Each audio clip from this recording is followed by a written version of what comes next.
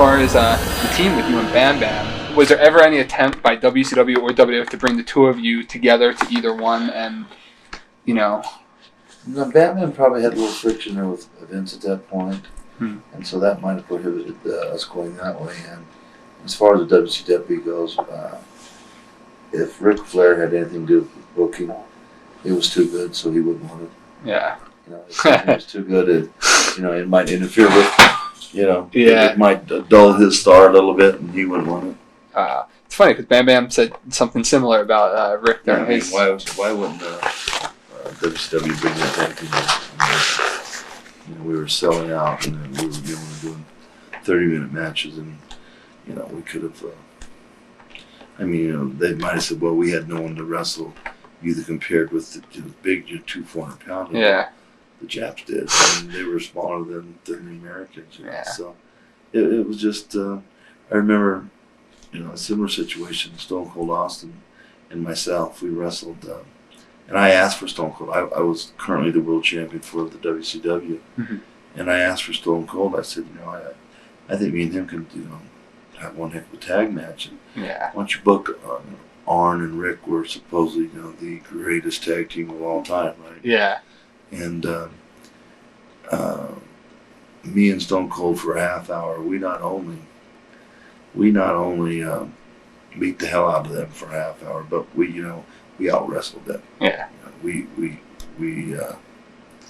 flat out showed them, and and I was excited for Steve because at the time, he was not being pushed or used properly. I was excited for Steve, and I was excited for myself because I wanted to do some tag matches. Yeah. I know I would use primarily as a singles guy, but to go on the road and get a partner, give you a little longevity and keep the bumps and bruises down a little bit, and. It was so good that Flair had the power, he buried it. Wow. And I think that might have been the same thing with Bob.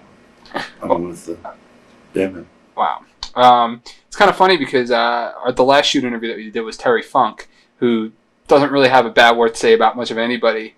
But about Ric Flair, he said pretty much the same thing. And, when talking about his run in '89 with him, and I guess. Since you don't work for the company, I don't know how much you would know about it, but do you think it's maybe, if not poetic justice, but just karma, how the same thing is happening to him over there, how his programs are getting hot, but then you have Hogan vetoing everything because it's running into... I don't know, they say you reap what you sow, and, the big wheel will just keep rolling, doesn't it? Yeah, absolutely.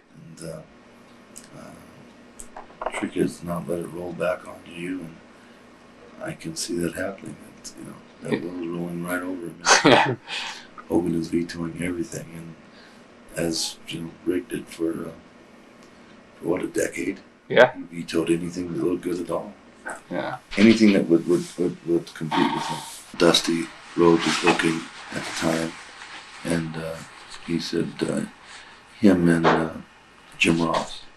In fact, Jim Ross was a very big supporter of mine and has been throughout my career. Yeah. Big supporter, big fan, good friend of mine, Jim Ross. And he had seen a copy of the tape of being Stan Hansen, and then when he heard that I wasn't going to sign with them, he immediately called and said, "Look, call Dusty." And boom. Then it was like 2 or 3 days later. I was yeah. It didn't take long, Dusty was booking, and I know that he didn't stick around. I think at the time they were changing bookers very rapidly. Well, they weren't changing bookers. Dusty stayed the booker for quite a while. They were changing the executive vice presidents. The so-called who was the first one? Jim Herd, maybe. Kip Fry. Jim Herd. And then Bill Watts, Kip Fry, yeah. Ole Anderson. I went through 4 of those guys within a real quick period. Yeah. And they were just gone. Yeah. And then, boom, there was Eric. And Dusty stayed the booker throughout all of those guys. So he was a booker for some time. And that's when Dusty was the booker, before Ric Flair came back and took the job from him. Right. Is when I had my 3 world title reigns with Dusty. And the one-time U.S. champion reign. With Dusty, and then here you go again. Eric, let's face it, Flair was up doing jobs for Vince. Yeah. And I was the world champion. And Dusty came to me and said, Leon, I'd like for you to do it, but, if I was you, I don't know if I would do it. The job I did, but it's Super Brawl. Starrcade 93, maybe? Starrcade yeah. in Charlotte. Yeah. And Eric wanted me to do it, to get Flair a big comeback. And Dusty, and I said, well, he's getting old, and he's been up there doing jobs, and and I knew Hulk was coming in. And I said I really wanted to decide on when Hulk came in. Yeah. I thought Vader or Hogan would draw more make money at that time. Dusty basically told me that we'd have the match. You put Flair over, which was a great match and incredible. It was maybe one of Flair's best in the last X amount of years. It was a great match, and he earned that belt because it was a stiff match, and he earned it. And the deal was, Dusty right after the match said, "Man, that was an incredible match," and we got Flair back. We got Flair back on top, and he's hot again, which the company can use. But we're going to have before Hogan gets back in, you'll get the belt again in a cage match called the Revenge of Vader. Yeah. And it was 3 days before the match. Flair took Dusty's job. And you knew that again, Flair strikes. And then all of a sudden, I don't take the belt, and and Flair might have been his own worst enemy at that point because first thing he did was 4 jobs in a row for Hogan. Yeah. And believe it or not, of all the matches I had with Hogan, I never did a clean 1, 2, 3 for him. Right. And but I think had I been the champion when Hogan came in, I would have had a little more say, in what was going on and how things would have been done. But again, yeah, Flair's got 9 lives, but I think he's kind of running out. You were the champ, and you and Sting had an incredible series of matches that today are now legendary. In WCW at the time, and it's very rare that you could throw together 2 guys every couple times on pay-per-view and have and people will still be interested, and people were. Well, without question, some of the best matches I had in my career were with Sting, and without question, I don't think anyone can argue when Flair was up doing jobs for Vince and Hogan was off doing movies. Leon White, Big Van Vader, and Sting, we kept the doors open to WCW. Yeah. And I don't think anyone can argue that. Yeah.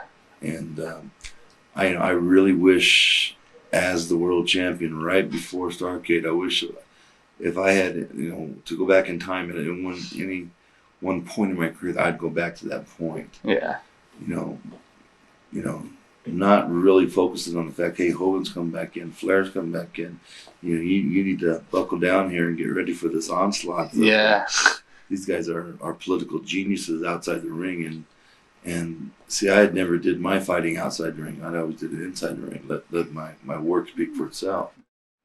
And these guys were masters at manipulating things outside the ring. And certainly I would have handled my business a lot differently. Yeah. And, but that's water under the bridge now. Now with your Sting series, as you were just saying, you guys kept the doors open for WCW at the time. You guys were it. Was there added pressure to that, or was there just a personal challenge with you and Sting that we're going to go out there and we're going to kick ass tonight? We had developed a strong friendship and a strong respect for each other. And I believe that respect, look, I'm not going to get tired on you. You're not going to get tired of me. I'm not going to give up on you. And if we make a mistake, we're going to, and we just pushed ourselves because of the mutual respect I think we had for each other. Yeah. And I don't believe we ever had a bad match. I mean, I can't remember ever having a bad match with Steve. Your matches are incredible. You can watch them today and you're just as entertained as back then watching it. Now, as I said before, they were building up, doing a lot of hype for you and Sid at Starrcade '93 for the Battle of the Powerbombs. Did it matter, or were you disappointed that you were wrestling Flair instead of Sid, or with all the hype, were you really looking forward to getting in there with Sid, or? Well,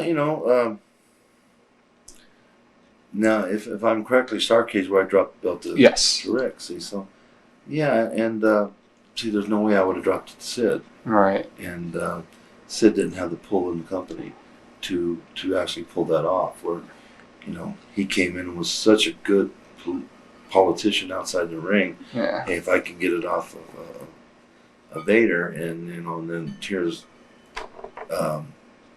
Dusty tell me, well, yeah, we're gonna have. I mean, the goddamn pay-per-view was called The Revenge of Vader. I mean, Yeah. you know, Yeah. like it's a pretty big tip-off who's gonna win. I always wondered why they would name it that. It's like, you know, who's gonna buy this? They know I'm gonna take the belt back. Yeah.